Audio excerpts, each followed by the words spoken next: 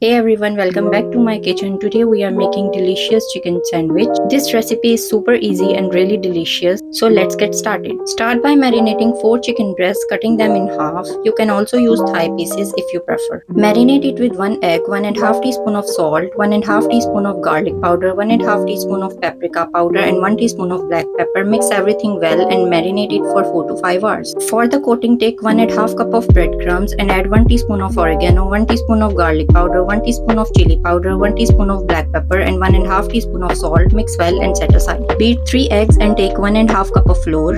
Take a piece of chicken, coat it in flour, dip it in beaten egg and then coat it with breadcrumb mixture. Heat oil in a pan and fry the coated chicken until golden brown on both sides. Once the chicken is done, take it out from the oil and fry other pieces. While the chicken is frying, let's make burger sauce. Combine half cup of mayo, 1/4 cup of cream, half teaspoon of paprika powder, 1 teaspoon of onion powder, 1 teaspoon of garlic powder and 1 tablespoon of vinegar. Mix well and the burger sauce is ready. Now it's time to assemble everything.